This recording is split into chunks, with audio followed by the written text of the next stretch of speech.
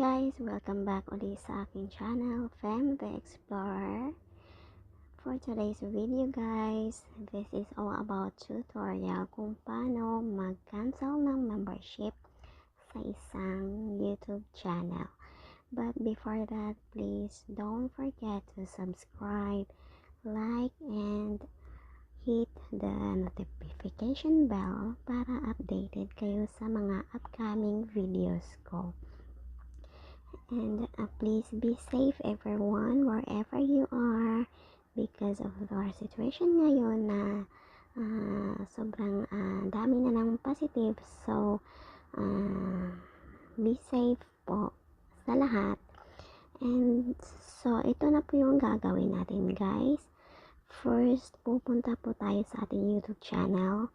I-click po natin ang purchases and memberships. And next po is hanapin natin yung channel memberships. Kung nakikita niyo po dyan, madami pong inactive memberships kasi nag-cancel na po ako dyan.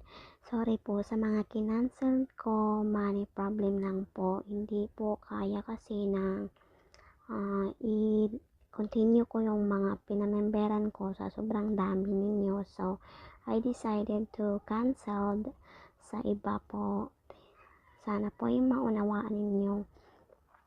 So, ang gagawin po natin is i-click po natin yung channel memberships at hanapin po natin kung sino po yung ika-cancel natin dyan.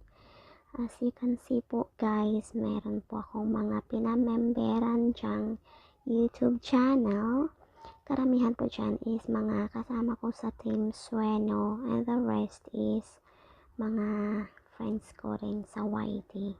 So, hanapin po natin yung ika-cancel natin and we will just click their YouTube channel and here isa po, yan po sila. So, ito na po guys.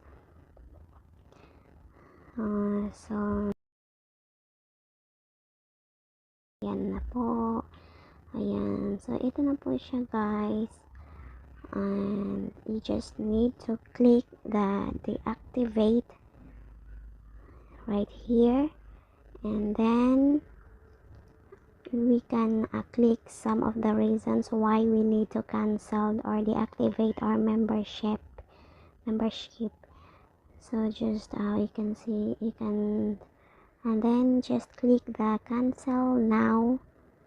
Sorry to see you go. And then membership canceled na po siya. You can click the close word and then that's it na po. Cancel na po yung membership mo sa isang YouTube channel. So guys, if this video help you how to cancel a membership to the YouTube channel, please give a thumbs up and then please don't forget to subscribe. Thank you so much.